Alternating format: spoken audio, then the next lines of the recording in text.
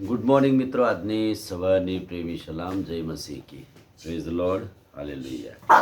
આજે પ્રભુનો આપણે આભાર માનીએ છીએ કે પ્રભુને આપણે જે અર્પણ ચઢાવીએ છીએ એ જૂના કરાર પ્રમાણે દહન્ય અર્પણ અને બીજા બધા જે ગણાતા અર્પણો ચઢાવીએ છીએ એ અર્પણો જૂના કરાર પ્રમાણે છે, પણ નવા કરાર પ્રમાણે એની લાક્ષણિકતા શું છે?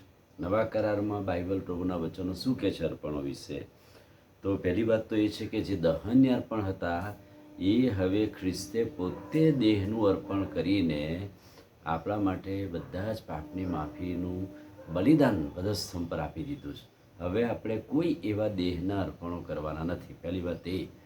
લાક્ષણિક રીતે પ્રભુનું વચન, પ્રભુનું બલિદાન, પ્રભુનું દહન્ય અર્પણ એ સંપૂર્ણ છે.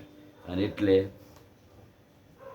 એફેસ્યોને પત્ર 5મો અધ્યાય અને તેના બીજા વચનથી, ખ્રિસ્તે તમારા પર પ્રીતિ રાખી દેવની આગળ સુવાસને અર્થે આપણી ખાતર સ્વાર્પણ કરીને પોતાનું બલિદાન આપ્યું. ખ્રિસ્તે તમારા પર પ્રીતિ કરી એટલે પ્રભુએ, આપણે પાપી હતા, અધમ અવસ્થામાં હતા, ત્યારે પ્રભુએ આપણને પ્રેમ કર્યો અને પ્રેમ એ બલિદાન માગે છે.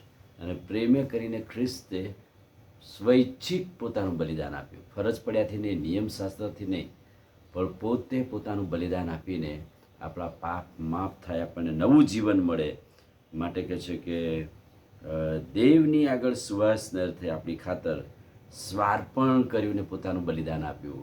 એટલે કે બલિદાનમાં સ્વાર્પણ છે, સ્વઅર્પણ.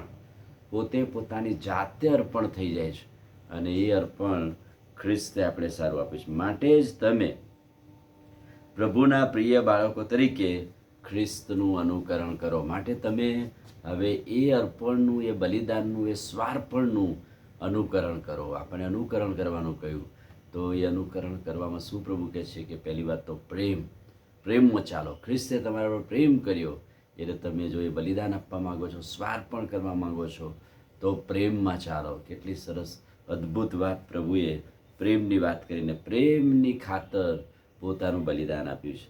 બીજું વાત, પહેલું આ ખ્રિસ્તના બલિદાનની વાત થઈ. બીજી વાત, રોમીયોને પત્ર 12મો અધ્યાય અને પહેલું વચન, પ્રભુને આપણે પોતાનું બલિદાન આપવું રહ્યું, પોતાનું સ્વ બલિદાન, સ્વાર્પણ.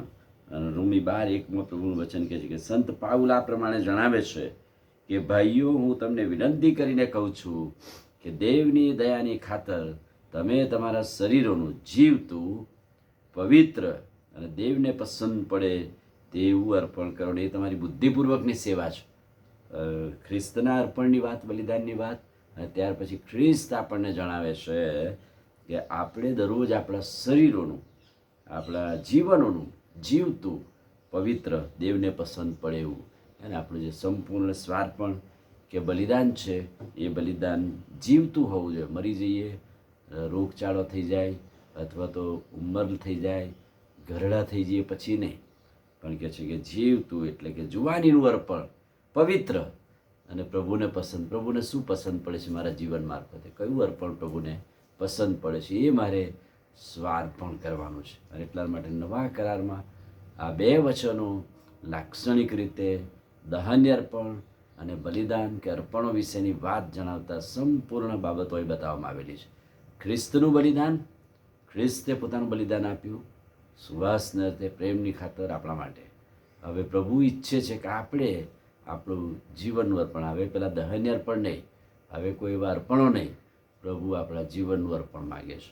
અને તો રોમી 12:1 કહે છે કે જીવતું, તમારા શરીરોનું જીવતું, પવિત્ર, પ્રભુને પસંદ પડે છે એવું અર્પણ આપણે કરવું જોઈએ. આમીન. પ્રાર્થના કરીએ. પ્રભુ, આજે સવારે તમારા અદ્ભુત અને પવિત્ર વચન માટે આભાર. વચનના પ્રકાશમાં અમને દોરો, તમારું સામર્થ્ય આપો. પ્રભુ ઈસુના નામમાં પ્રાર્થ્ય છે, સાંભળો ને માન્ય કરો. આમીન. God bless you.